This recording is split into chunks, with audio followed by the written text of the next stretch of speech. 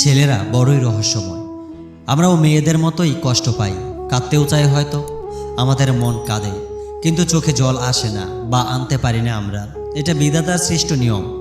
বয়স যখন 14 কি 15, ঠিক তখনই থেকেই ছেলেরা আবেগ লুকোতে শিখে। দুঃখ, অভিমান সব কিছুর বহিঃপ্রকাশ মেয়েদের মতো হয় না। কখনোই কারোর সামনে কাঁদতে পারে না।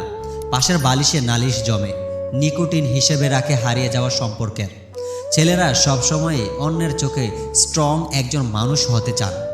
তারা ভাবেন আবেগ দেখিয়ে ফেলা একেবারেই বুদ্ধিমানের কাজ নয়, এবং তাদের ধারণাই সঠিক।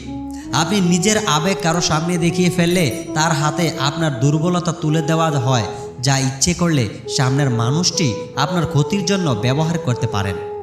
ছেলেরা এটা কোনোভাবেই চান না, সেই কারণেই তারা অতিরিক্ত আবেগ দেখান না। যাকে আপনি মন প্রাণ দিয়ে একজনকে ভালোবেসেছিলেন, সারা জীবন নিজের কাছে রাখবেন ভেবেছিলেন, সে যখন অন্যের হাত ধরে চলে যায়, তখনও আমাদের কাঁদতে নেই, কারণ আমরা ছেলে মানুষ। মেয়ের বিদায়ের সময় মায়েরা মেয়েদের জড়িয়ে কাঁদে, সবাই দেখেছেন। কোনোদিন বাবাদের দিকে তাকিয়ে দেখেছেন সেই সময় নিজের সবথেকে সুন্দর জিনিস চলে যাচ্ছে বাবাকে ছেড়ে, তাও কোনো অনুভূতি আবেগ নেই বলছেন? কারণ ছোট কাল থেকেই ছেলেদের বলা হয় ছেলেরা কাঁদে না, ছেলেদের কাঁদতে নেই। এই ছোট্ট একটি ব্যাপার দিয়ে তাদের মন ভেদাভেদ তৈরি করে দেওয়া হয়।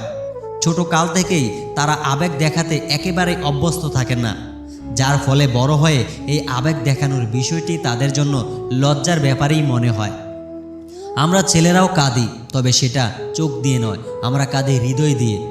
ছেলে আমরাও ভালোবাসি, তবে সেটা প্রকাশ করি কম। আমরা ছেলেরা অন্যের দুঃখ থেকে কাঁদি না। যদি আমরা কাঁদি তাহলে তাদের সান্ত্বনা দেবে কে? আমরাও আবেগে ভাসি, তবে সেটা নির্জনে অথবা অন্ধকারে, লোক সমাজে না। আরে ভাই, ছেলেদেরও তো মন আছে নাকি তারা পাথর?